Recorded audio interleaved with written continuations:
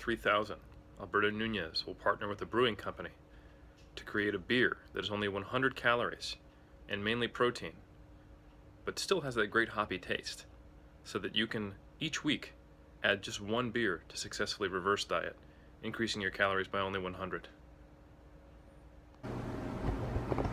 Hi there, Mr. Nunez. I hear you make a really good shake. It's really sweet. Can you show us how you do it? All right. First of all, you gotta be a ninja. If you're not a ninja, you buy yourself a ninja. Dude, my mom scrubbed all the luster out of that thing. This is the base for the recipe. Flavor is that? Peanut butter. There we go. This one. They say Mexicans can cook anything. What? What's the recipe call for? 3 servings. Bruh. 4 servings. Whatever your heart desires. This is how I decide how much of this I put in here. I just chase a swirl, and when that swirl is done, that's when I know, like, that's enough. You've had enough. Damn, these swirls don't stop. You see? Hey, there we go. No baby man macros up in here. Eat like a baby man, you look like a baby man. These fools up in here think they could eat like the Gerber baby and grow up big and strong. Nah, bruh. Those are life newbie gains. Yeah. Greens. There we go. Ooh. Fat-free condensed milk. How much of this do we put in there? You should know at this point. Leanna, how much? How much? As much as your heart desires. Sorry. All right. Micros. What? What's gonna be good? Good. I think there's an ant in here, but I thought I saw it move, but then I can spot it no more. Not only is this the best protein out there, it rhymes with bonobo. It's my favorite primate of all. Do you know why, baby? Got a lot of their problems like that. You know?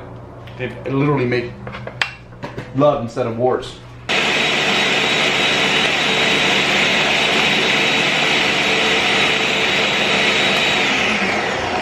You know?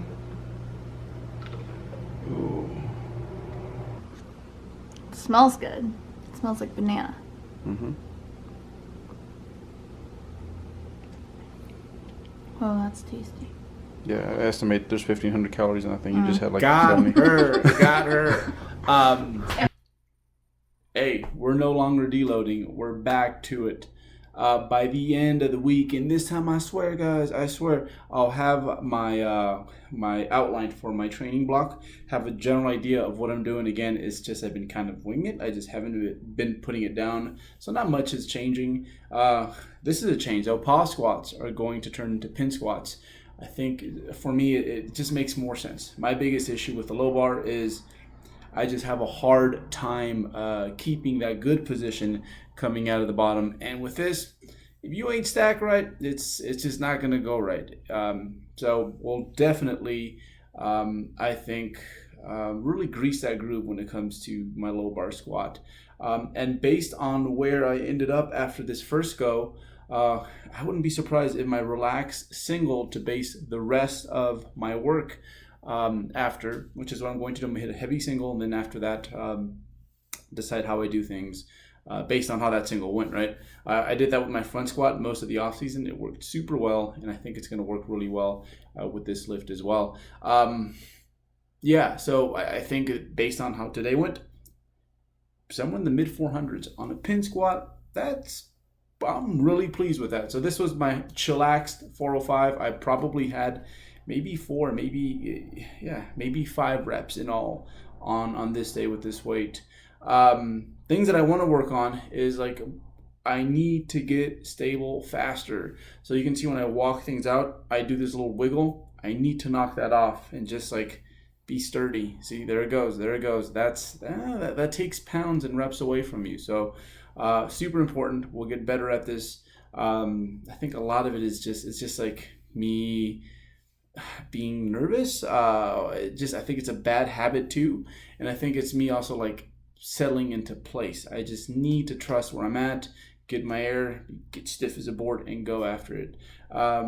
So anyhow, deload over. We're back to working. I feel just fantastic. It was one of those things where, man, like left up to, yeah, like based on how I was feeling a few years back, I would have been like, hey, let's skip this deload.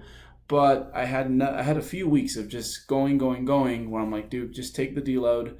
You're gonna feel a lot better afterwards, and that's exactly how it went. I feel ready to go. We're somewhere in the mid 180s, somewhere around there. Not really weighing myself every day anymore. Just eating enough so that there's no, so that I'm never flat, so that I see no obvious signs of like fat loss in my physique. But for the most part, I have a general idea of where I'm at. About 4,000 calories on most days. And for now that's working. I think it'll work for another 5 pounds, and then we're gonna have to, hit that boy harder with the food. But for now, this is totally good, and it's getting the job done. I feel great, recovering, and I'm not losing weight. So yeah, everything's going super well. Things that I'm excited for. I'm already heavier, like I've mentioned, than heavier than I ever was during my last off season, and man, like I think if I was just a recreational lifter, like just all the time, and maybe this was something that, again, like in hindsight, I should have done last off season, I'd be training in the 190s, just because, hey, everything, just lifting is so much more fun, so much more predictable, and I make gains, I make PRs, and that's our leaderboard now. Yeah, we're gonna be up there at some point, for the shortest shorts, I think. But yeah, it's getting to the point where things are going to just very quickly here, so long as I still stay healthy, just really take off. And again, a big part of my mission statement for this training log is to encourage other young people to seek changes in their body composition, not via fat loss all the time, but like, hey, let's see what this muscle gaining thing does. Especially a lot of like either my former fatties out there, I think, especially talking to you guys, and then also people who have competed at some point, and like that is what they see as lean now. And anything outside of that is just not really good, like a good body comp based on their skewed perception. So yeah, that's dude.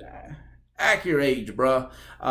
So that's definitely something that, like, through leading by example, I hope to do for you guys. This was legit. So I think I got 110 pounds for, hey, what's up, Yates? Hey, see, last thing you look at before you dip down for those reps. I think I got 110 on the floor, the 110s on the floor press for 11 or 12 reps. Which is, again, I think my low incline at some point when I first started the off season, like 6 reps was good. I feel that the floor press is harder than a low incline because you lose all that rubberiness once you touch the floor. It's a straight up dead stop. So things are going that well. Things are only going to get better. I'm going to let you guys just get off the hook. This week will be relatively short, not a super long video like a lot of our previous ones. And it's just because a lot of it this week took place as I'm coming off that deload. These are the first 2 training sessions of the week. Yeah, things are just starting to get rolling again. And yeah, I will have far better things to report come next week. But just know that I'm feeling strong. I'm feeling ready. This is as much fun as I've had with my training in a long time. So we have to redo it. That was weak. Yeah, so I'm just having a ball and feeling strong, feeling progressive, and that's where we're at. Like I have nothing to complain about. Other than I'm full half the time, and that's what we're drinking shakes like that. So with that said, guys, I'm gonna leave it here. Catch me next week. Questions, things that you want me to go over, please tell me about it in the comment section. Like, but only if you like. If you don't like it, hey, that's okay too. At least you're being honest, but only if you're being honest. All right, I'll catch you guys next week. That is what I have for you guys. Thank you, my peeps.